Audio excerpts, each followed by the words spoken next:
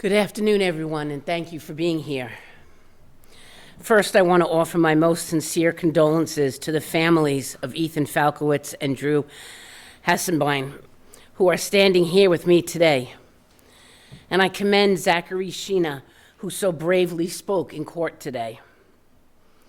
Today, Amandeep Singh was sentenced to 8 1/3 to 25 years in prison, the maximum time allowable for his top-count plea to aggravated vehicular homicide. But today is not about Amandeep Singh. I'm done talking about him. We know what's next, and so does he. His sentence has been handed down, and the four walls of a prison cell is what he has to look forward to. Today is about two young men, two extraordinary young men, Ethan and Drew, whose futures were stolen from everyone in an instant.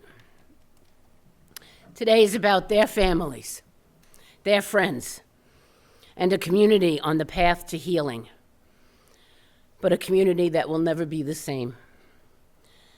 Today is about what comes next for the peoples whose lives were irrevocably changed on that May night, and what we can do together to make sure a tragedy like this does not happen again. Ethan and Drew were elite tennis players, among the best in the country for their age. They had achieved so much and were destined for so much more, both on and off the court. Ethan and Drew were also kind, hardworking, responsible young men. They were beloved sons, grandsons, and brothers. They leave behind family members who should be cheering for them in a crowd, watching them graduate, seeing them build a future. Instead, they are left with an impossible void. The loss is indescribable. No family should ever have to endure the pain that Ethan and Drew's families have endured, losing a child to an act that is so preventable. The tight-knit Roslyn community and all of Nassau County has suffered a deep wound. In Roslyn, Ethan and Drew touched so many lives, their classmates, teammates, and friends. Their loss has sent shockwaves through their school, their community, and beyond. And we are here today to stand with Ethan and Drew's families and their community in grief, in support, and in action. As a mother and as your district attorney, I am tired of standing up here talking about unspeakable tragedies to all of you. These preventable tragedies that rip families apart. It seems like I do it all too often. It's nothing short of a miracle that Ethan and Zachary survived that horrific crash. And had this already unimaginable tragedy claimed all four of the boys' lives, the defendant would be exactly where he is right now, facing just one sentence of 8 1/3 to 25. The penalty under the law remains the same. Same charge, same sentence. And that, to me, is unacceptable. I've stood here before you several times over the past years through many tragedies on our roads that have claimed multiple lives. And I called for stronger measures that hold reckless and intoxicated drivers accountable.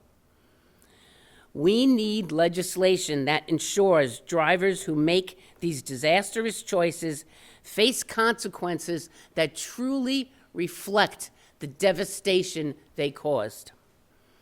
We must honor Ethan and Drew's memory and legacy by focusing our efforts on change and prevention. So hopefully no other family suffers the same heartbreak that these families have experienced. I once again urge the New York State lawmakers to work with us, my office, and the families of the victims to impose tougher penalties for those who drive under the influence and take precious lives. For every victim of a deadly shooting, there's a separate charge with its own sentence that can run consecutively, holding the shooter culpable for each individual's life that was taken. So why can killing 2 people with a gun mean 2 sentences, while killing even more innocent victims with a car results in just 1 sentence? How do we find that acceptable? It is past the time for our legislators to come together and make changes to our drug driving and vehicular homicide law. Lives are at stake. Gary, Lynn, Mitch, and Jamie, you and your families are so incredibly strong. You are in all of our hearts.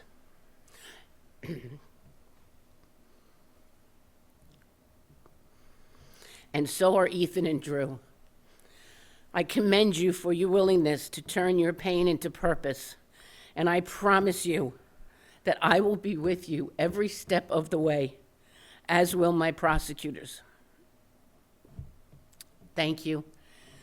And now Ethan and Drew's families would like to say a few words.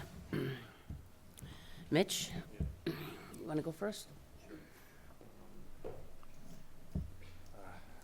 Today's just another rough day of many days. My son was one of one. He was so super special, so super talented. He was the light of our family and the light of our lives.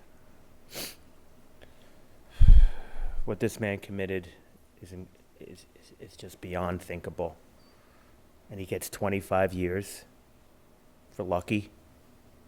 He gave my son a death sentence and all of us a life sentence. I plead to any future parole ball to look up this press conference, hear what I say. He gave out. He had no mercy. He was judge and jury that day. We had no chance to plea. There'll be no parole for this man. Please honor my son. And like the DA said, these laws must change. This is the second offender. Some states say that if you offend again, you could be charged with murder. We must have deterrence in place so people are aware we need change. The governor vetoed the Grieving Family Act 3 times. There must be some compromise to get that done. So again, we can keep people accountable. That's the only way to make change. Accountability. This man had none. We have the ability to change it. Thank you. Any questions or no? No. We'll take questions at the end. At the end, we'll take questions.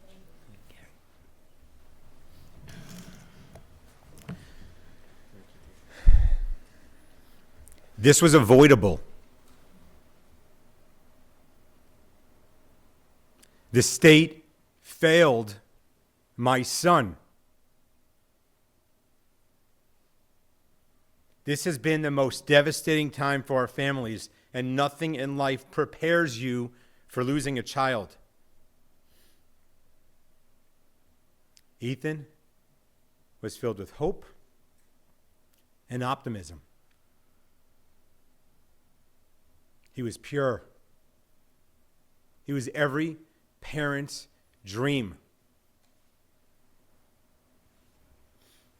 He believed that we was greater than me.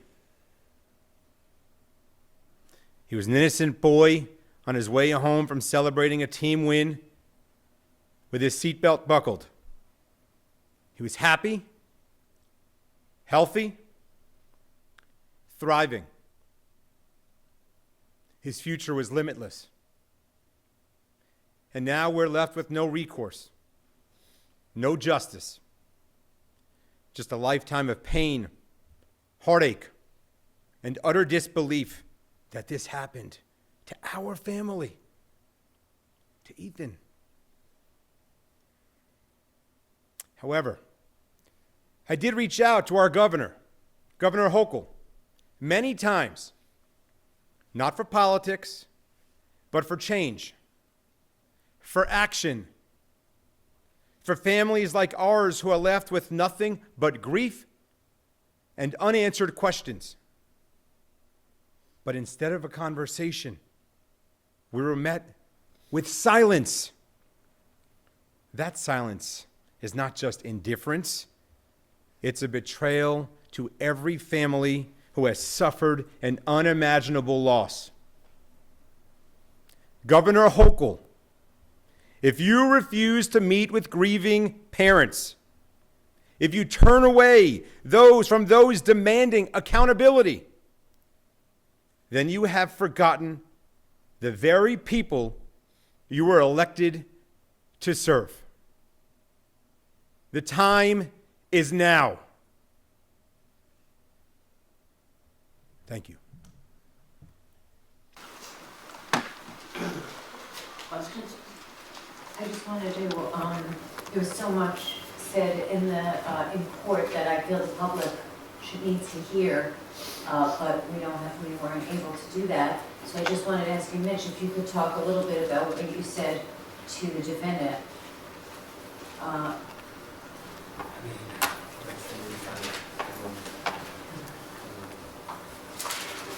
His cowardly acts, his recklessness, his non-caring for others, it's just grotesque. How he can do that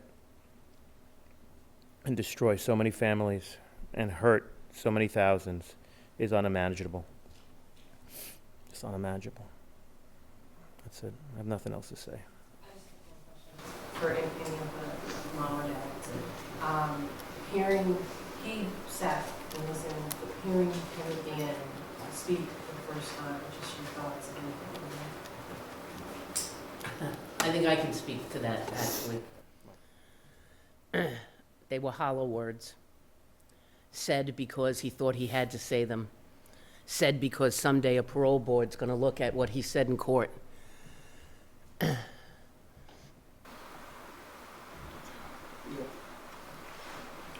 All right, thank you, everybody. Sorry, you mentioned that he had prior convictions, one for DWI, one for aggravated assault. Could you describe what his blood alcohol was for the previous DWI and what the circumstances was?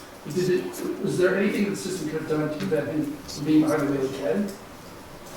No, but I will get that information to you about what his reading was. I don't have it with me right now. Thank you, everybody. Zachary, you have such a strong and important story. I was wondering if there's anything you want to say. Because people couldn't see you give your speech to it, and I think it's important that people hear from you as a survivor. Things need to change. That's it. I have nothing else to say. All right. Thanks, everybody.